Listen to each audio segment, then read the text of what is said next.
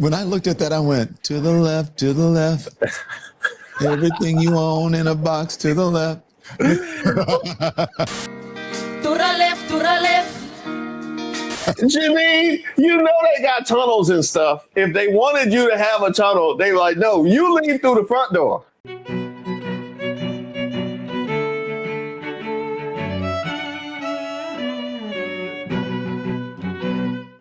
Shout out to all the subscribers and the members here on the channel. Don't forget to like the video, and salute to everybody supporting the channel over at thepeoplesgetup.com. Don't forget to send your merch pics to me at admin@ReeseWaters.com. This is Street Politics. I just recently had the opportunity to chop it up with a legend in these political journalism streets, both digitally as well as on television. That is right, Mr. Don Lemon. Check it out. Let me know what you think in the comments, and especially if you would like to see more of these kinds of chats. Let it roll.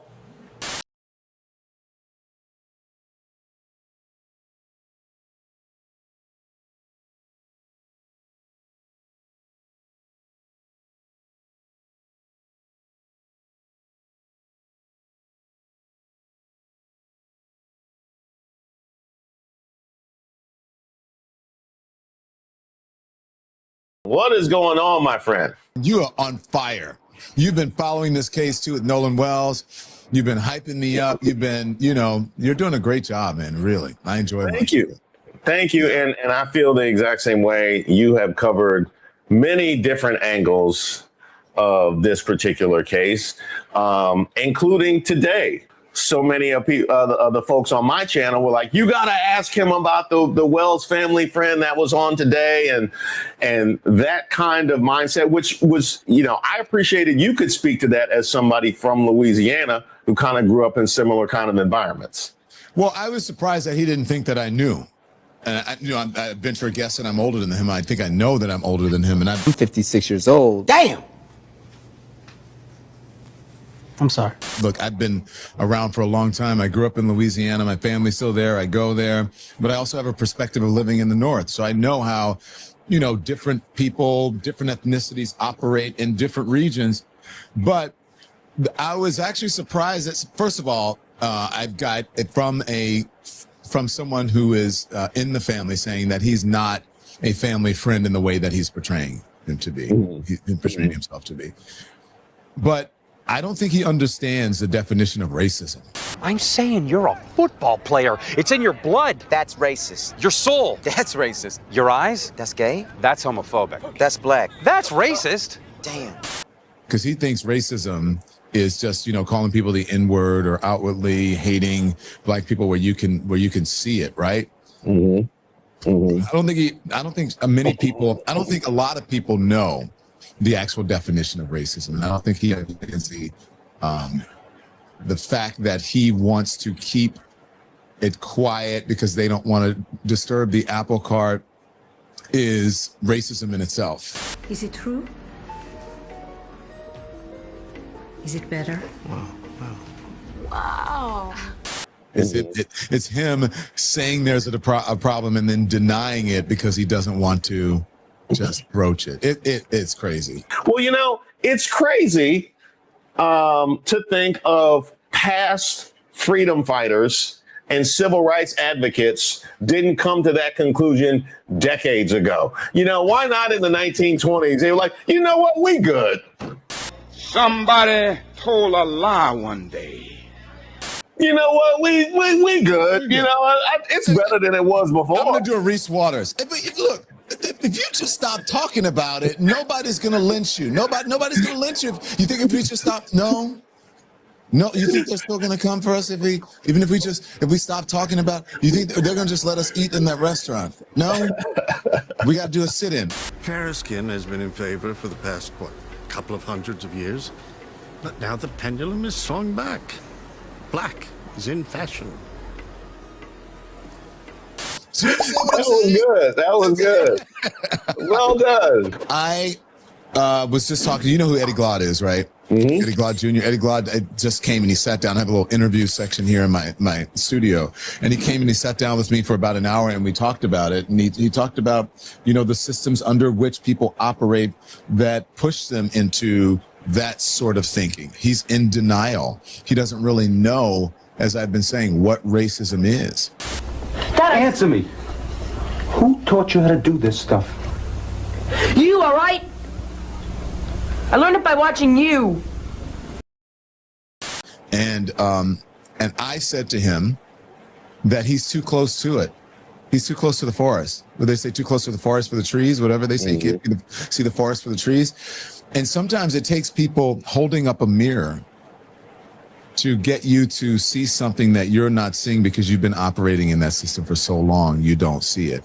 And so to me, he was sounding like, some of the things he said, he sounded like the people back in the day that were saying, we're fine down here. Our blacks are fine. We have good black people. Don't we have some good black people down here? We have good black people down here, right? No, they're not good. We have good black people down here. And if it wasn't for these outside agitators, and you know what that means. We don't need you coming in here and disturbing our good old racism. We get to decide good black people and how things operate. He doesn't understand that. That's kind of where he is. And we Southerners get so little credit for the progress we've made. The whole notion of judging a person on the content of their character, not the color of their skin, has happened. This administration is disproving the idea of white supremacy more than any case that I could make ever could. Total control. Bing, bing, bong, bong, bing, bing, bing. You know what that is, right? They are basically doing the equivalent of when I went to prep school and they assumed I could play basketball. I was opening minds. I was opening hearts and minds because I was that trash at basketball. This is like what I feel like this administration is doing to the idea of white supremacy. Reese, you're a white man who says that he's known for his construction and building and prowess. In the history of this country has ever known so much about infrastructure as Donald Trump. How am I doing? Okay, I'm president. Hey, I'm president. Can you believe it? And you can't even do a reflecting pool, right? You can't do it. So, you know what I'm saying? He had swimming pools. He grew up with swimming pools and reflecting ponds, and he grew up in the lap of luxury. And he can't figure that out. You can't hire someone. You're like, I am the great apprentice, celebrity apprentice, Donald Trump, great businessman. You can't even fix a reflecting pond that wasn't even broken. And then you're going to blame somebody else after you drove your motorcade through there, and you're going to say, well, if it wasn't for the guy who had a box cutter, he didn't have it, or it wasn't for the guy who touched it and broke it. Yeah, and look at Pete Hegseth, look at Stephen Miller, look at JD Vance. They are disproving, as you said, white supremacy, and also this whole idea about meritocracy, because none of them are qualified. Or I should say, not one is. None of them is qualified for their jobs. Not one. Down goes Hegseth. Duncan down. And so for them pretending like, oh, we got to get rid of DEI or whatever, by their definition, they are DEI hires. Damn!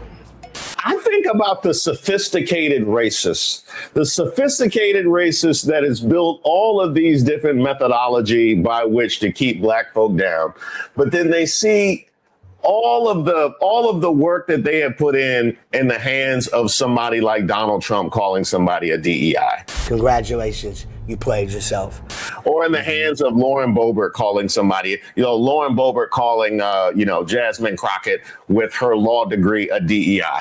It's like you put too much dip on your racism chip. You can't put those weapons in the hands of these folks. Now we can see. Now you've shown all of your work. Have you seen the history of HUD, though? The history, that's like the black job. That's like the black cabinet job. That's the one job where you look at all the HUD members, it just looks like an NFL roster. That's the only one. Wait, let's see. It was Ben Carson, then this dude, Scott Turner. Oh, yeah. Wow. Yeah. That's what they give us. Yeah. It must be because it has urban in it.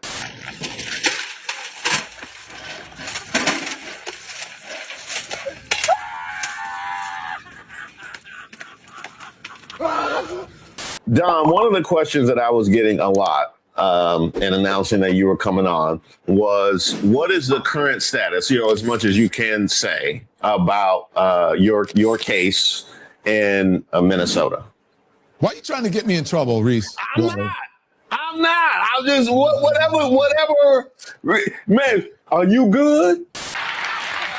Because I'm good enough, I'm smart enough, and doggone it, people like me.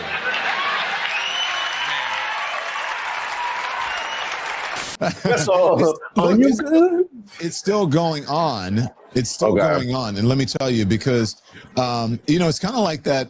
It's similar to the reflecting pond. Like, they cannot bring themselves to the realization that maybe what they're trying to do isn't going to work. And so they just keep trying, they keep extending, and they keep asking for extensions. And, we can't make this deadline because it's so many. And it just keeps happening and keeps happening and keeps happening. And that's what's going on, because, as you know, you report on it, everybody's like, has quit. You don't have to tell me about what a circus it is, because people were messaging me last night about Janine Pirro leaving with what looks like a box in her stuff. You're fired. You know what I thought about when I saw that? When I looked at that, I went, to the left, to the left. Everything you own in a box, to the left. To the left, to the left. Janine, they got tunnels and stuff. If they wanted you to have a tunnel, they were like, no, you leave through the front door. You leave through the front door, and let's make sure we go ahead and call the press and make sure they know that you're gonna be out here. We getting all of the photos. It feels like your personal info is getting leaked every single time you log onto the internet. I mean, just this year, we've seen massive breaches hit everybody from Under Armour to SoundCloud, to a single dark web leak exposing 56 million passwords. And I'll be honest, that SoundCloud leak has me nervous. Girl, your breath smell like a doo-doo parade. Your breath smell like an elephant booty grenade. Breath smelling like garbage truck juice. Once these mega breaches happen, data brokers snatch up your info and sell it to scammers who hit you with terrifyingly believable phishing texts. Oh, yes, I would like to sell a house in Idaho. Good luck with that, Greg. And that's why I appreciate Aura. Aura is an all-in-one digital safety app that constantly scans the dark web for your leaked info. But here's the best part. They don't just send you an alert saying, hey, good luck with that. They actually send automatic opt-out requests to take your personal details off those sketchy data broker sites. You also get real-time credit alerts, a fast VPN, and scam call protection. Look, you can't stop giant corporations from getting hacked, but you can stop hackers from living off your credit score, which if they living off mine, it's poorly. Take back your privacy. Go to aura.com/ReeseWaters right now to try 14 days for free. That's aura.com/ReeseWaters for 14 days free. That's enough time to start scrubbing your data off these sketchy broker sites. And I want to thank Aura for sponsoring this video. Breath smell like old George Foreman grill grease. Smell like two wooden legs with some real feet. Hexeth and Cash, I swear. I mean, I don't know how they like roaches, man, because they've been up there for a long time. And Bondi passed them, and Gnome passed them, and Tulsi Gabbard passed them.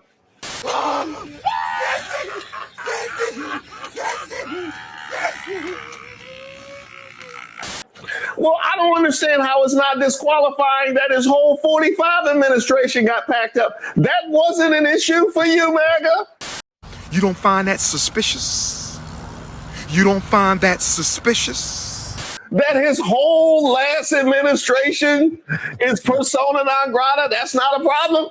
None of it was seen as baggage. And this is a thing, Reese, that gets me. All of these new people who are coming around saying this is what we voted for. And, the pivot of the Marjorie Taylor Greens, and you have Nick Fuentes and Tucker Carlson and all of them saying, well, I don't know what happened and I can't support that. What do you mean? I thought that you were in the Candace Owens of the world. I thought that they were very bright, intelligent people. At least that's how they portray themselves. And that's what, the Republicans think about them. You couldn't see that coming?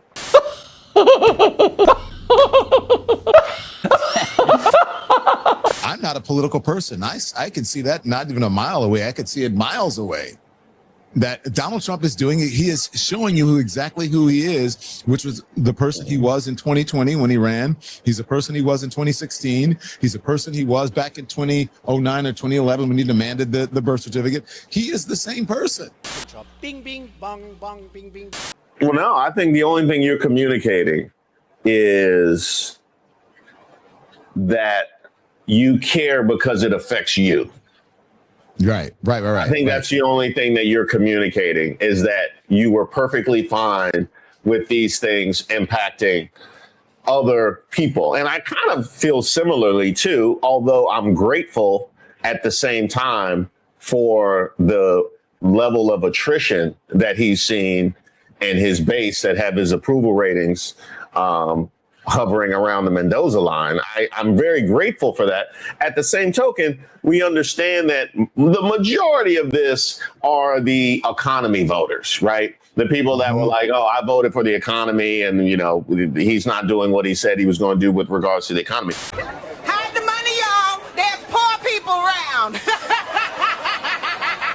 With your broke ass.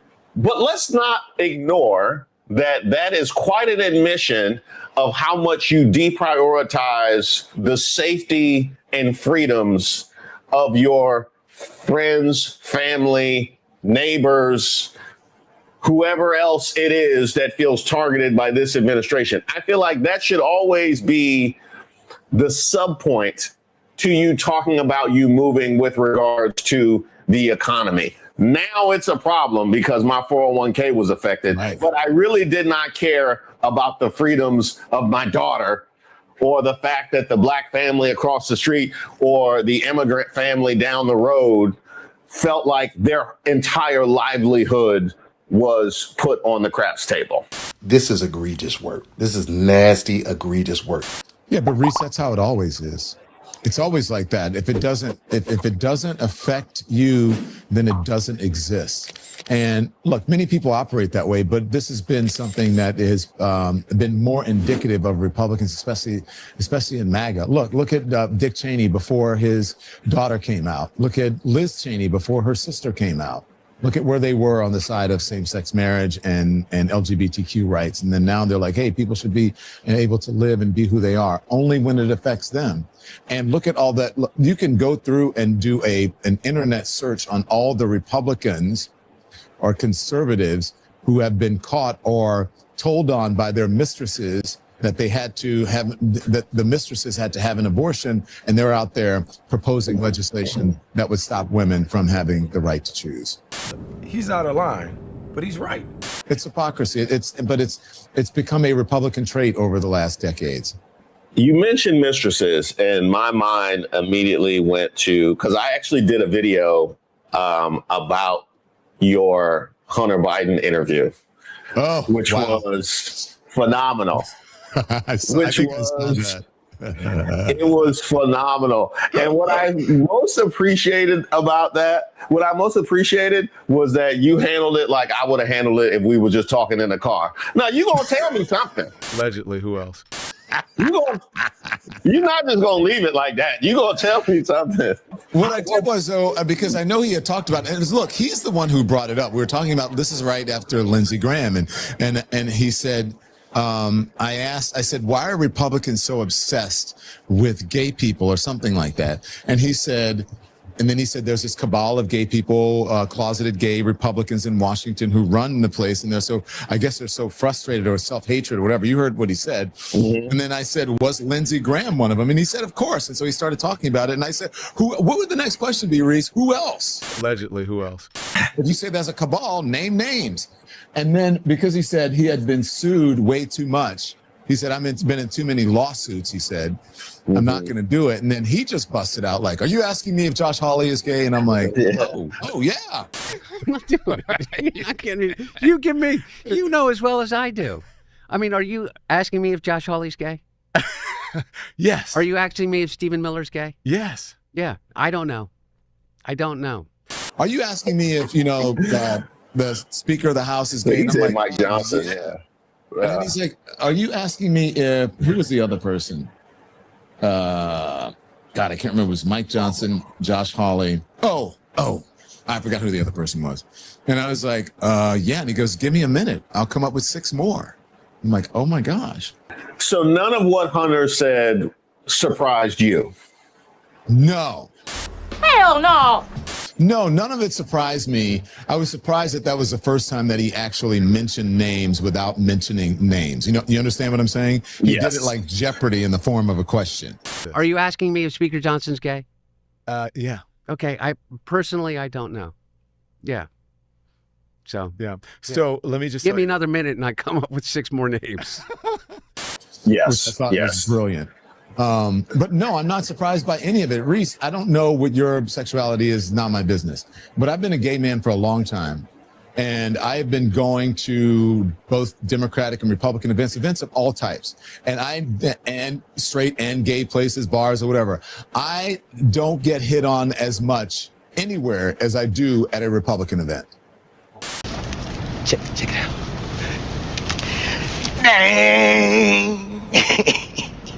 Wow. By men who are married and who say they're not gay. I remember after the inauguration, Trump's first inauguration, Bakari Seller said, hey, Don, you know Bakari, right?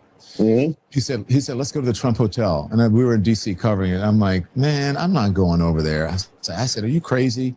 And he said, why? He goes, I'll protect you. They're not going to do anything. I'm like, oh, I'm not worried about that. I can handle myself. I said, I just don't feel like getting hit on all night. And he's like, you gay guys, you think like every straight man wants you. I was like, okay, game on, let's go.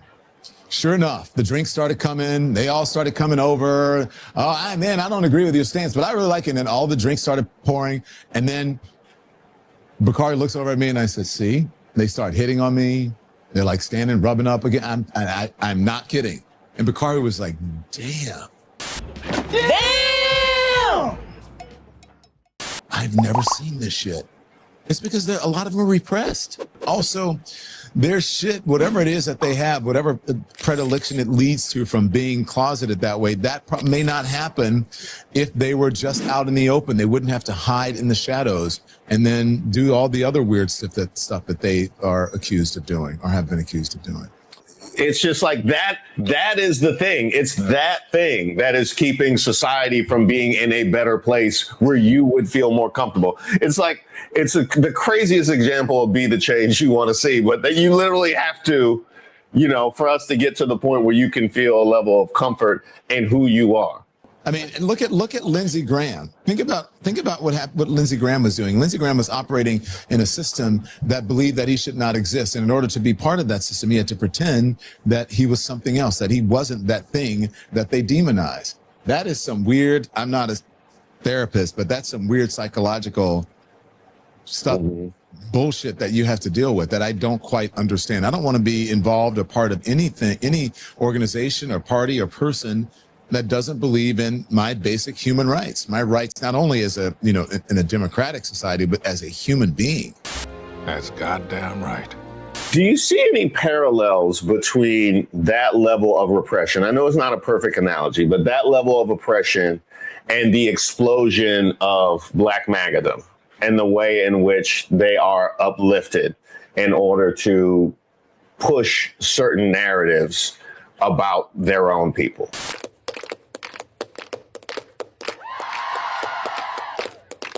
Well, that's kind of for some of the folks, the ones who are in the public sphere, the ones who are, maybe spokespeople, or they have some sort of internet show, that maybe they're a manosphere bro, maybe they have a podcast or whatever it is that they have. It is, if you become a Black MAGA or a Black conservative, your fortunes are set for you. It's made. Imagine if you or I became Black MAGA. If I had become a Black MAGA person at the beginning of this, I'd be rolling in dough, rolling in book deals, #1 books, speaking engagements. Every show would be asking me to come on their particular show. It is the shortest line to the front. Not only do you get to go to the front of the line, but you get to go to the front of the line and then talk to all the people who are in the line and dictate to them like, oh my gosh, you get to become a spokesperson. You become a celebrity. I mean, Nick Fuentes told them exactly what it was. I think a year or two ago when he was going off on Jason Whitlock and Candace Owens, he literally said, "You're a useful idiot." Who? You know, to say the things, you say the things that some of us, because some of us don't give a damn, right? But you say the things that some of us don't feel comfortable saying about Black people without being called racist. How optimistic are you as we sit here in August about the midterms? I am an optimistic person by nature. But wait, there's more. But power doesn't cede power very easily. And I see what the Republicans have gone, the lengths they have taken in order to gut the Voting Rights Act, right? What lengths it will do, or to what lengths they'll go to get rid of a woman's right to have authority over her own body. How they will jail people for just doing their jobs. And now that he is taking this mail-in ballot thing to the Supreme Court and they are taking it on, they will do everything in their power before this election to try to get Donald Trump to be in control of the election and to take voting power away from minorities, immigrants, legal immigrants who are allowed to vote, from liberals, from people who are not Donald Trump supporters. They will do whatever they can do. This is bullshit. And you don't have to believe me. I'm not just making this up. Everybody heard, come on, just give me, I just need 11,780 votes. He said it out loud. And so now this time, that is when he really, he was, you know, he was a novice then the first time, and he had some guardrails because there were at least people there who would tell him, you can't do this, you can't do that. And they would, you know, kind of overcome his worst inclinations. This time, there are no guardrails. No one is telling him no, not even the Supreme Court. So the only thing they told him no about is birthright citizenship, but then they still gave him a little bit of, you know, some stuff. However, but wait, there's more. I think that they will do anything that they can. So I wouldn't be so sure when Democrats come on and go, oh, no, you can't take it. We're going to be fine. I don't know about that. I don't know. I would like to think that it's going to be okay. But at this point, Reese, I really don't know. And especially if there's more time, if Democrats don't get back the House and maybe the Senate, 2028, that sucker may be running again. I don't know, Don. I'm looking at that hand. I don't know. I don't know if that hand got another cycle in it. I have been very surprised, and maybe I'm naive. I've been very surprised at their continued willingness to push him and protect him even at this point. Yeah, I mean, look, are they shameless? Absolutely. I think what I think is shocking is how they've been allowed to get away with it. And I think that they were even surprised in the beginning at what Donald Trump and the administration were allowed to get away with. So they got away with whatever the first thing that was when they said, we're going to get rid of DEI. Nobody made a big enough, there wasn't a big enough uproar about it for them. And they're like, oh, we got rid of that. And the companies started going, okay, we're going to get rid of our DEI, we're going to get rid of our diversity programs. We're going to do that. And you see what happens to Target. And they got, that happened. And then they were allowed to get away with the Signal scandal. That happened. And then on and on. Then they were allowed to get away with, doing Venezuela. And they were allowed to get away with capturing Maduro. And then they were allowed to get away with robbing people of their due process rights on the streets and arresting even American citizens or people who don't have criminal records. And then they were allowed to get away with that and allowed to get away with what they did with the restricting black voting around the country. And then I think every time they're surprised at what they're allowed to get away with, so then they do something bigger. Man, this some old bullshit. And then they get away with that. So I actually blame us more than them. And I actually wish, honestly, there was kind of one of us who was more like them, who would come in and reconfigure and put us back on a normal path. That's the kind of person we're going to need in the White House. We don't need people who are going to be like, well, we got to work with the other side. We got to do that. Okay, look, I understand that. But these are desperate, dire. We're in a dire situation right now. And we need people who are going to fight. I don't care how much experience you have. I don't care what you look like. I don't care what your gender is. I want someone who's going to say, we need to fix the Supreme Court. There should be 13. We have 13 circuits, so we need 13 Supreme Court judges. Let's make it happen. Damn. We are being ruled by minority rule. We need to figure out how to fix the Electoral College, if not get rid of it, because that's not how the majority of the country votes. So let's fix it. Let's get rid of it. I need someone, a Democrat or independent, or I don't care. I don't know. Maybe for Republican. I don't know. Maybe it's Thomas Maskey. I don't know. But I need someone who's going to say those things and not afraid to, who won't be afraid to say those things and do those things, and who won't allow themselves to be defined by their critics, who won't let the Republicans define them. That's what I think. It's one thing for me to say, to admonish Trump voters for not acting on and acknowledging the information that I have, right? All of these disqualifying things, right? But that also comes with the admission that that message wasn't properly communicated by his opposition, right? Talking about the gap in communication, right? The gap in media. Our Democrats are nervous. They're nervous about everything, about messaging, about making a mistake, about getting canceled, about all those things. And if they would just stand up and have some balls and own it, I want a Democrat. I want someone who doesn't give a fuck. You know what I'm saying? I want someone to say, I don't give a fuck what a Republican says about me. Yeah, I did it. And that's it. And next question. That's what I want. We need that energy. I was talking to Eddie about running for president, and I said, Eddie, people have asked me about that. I'm not, saying that I'm going to run or whatever. And he said, I'm worried about your heart. If you do this, he said, let's just say you do that. I'm not saying that I will. He said, I'm worried about your heart. And he said, they will destroy you. And he goes, I'm not talking about Republicans. A lot of folks don't want you to know how the cake is made is because they're eating a lot of the cake. I never thought that I would say that. If you're, if the cake is feeding you and you know that there's something bad in it for you and you're like, well, I'm getting mine still, then why would there be? I think that people want to shake up and an overhaul. And I think that the seed was planted here in New York City with Zoran Mamdani. And if you look at what's happening with these, sort of democratic socialist folks around the country, they're, some of them are being elected or they're being taken seriously. Now, I don't say that I agree with them or agree with the Democrats or centrist Democrat or Republican. I'm analyzing it. And I live in a real world and I see whoa, I see people saying all the time, well, Zoran Mamdani, he's a socialist. He's not going to do whatever. Zoran Mamdani is doing a pretty good job for this city. He's right, Do you think these progressive wins are an actual shift change on the Democrats? I think the energy in the Democratic Party is on the progressive side. Now, I don't know how far left it will go, but I think that it's definitely on the progressive side.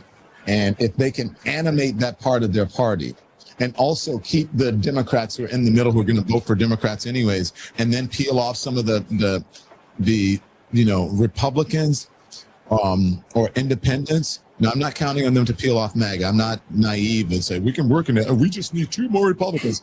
How long have Democrats been saying we just need 2 more Republicans to come to realize it? It's like, it ain't going to happen. So, I think that if they can do that, then they're good. But they're not going to do that by doing it the old way. Don, I appreciate you so much. First of all, for having me on your platform, but also for coming in and joining us. I'm a big fan of the work, and I would love to do it again sometime, my friend. Can you join us soon? I want to talk with you about this Nolan Wells thing as soon as we can do it, okay? Absolutely. All right? Absolutely. And by the way, those of you that I assume you guys already know, because I see a lot of lemons in the chat already, The Don Lemon Show. At The Don Lemon Show, where you can follow my esteemed guest, Don Lemon. The Don Lemon Show on YouTube. Also, we got on Substack, on Twitch, everywhere you get streaming. Thank you, Reese. Yay! All right. Well, I hope you guys enjoyed that as much as I did. And don't forget to let me know in the comments whether... Well, there it is. I hope you guys enjoyed that as much as I did. And don't forget to let me know in the comments if you would like to see more of these kinds of conversations. Of course, we're live every single Tuesday. Make sure you subscribe to the page and turn on your notifications so you don't miss the next one.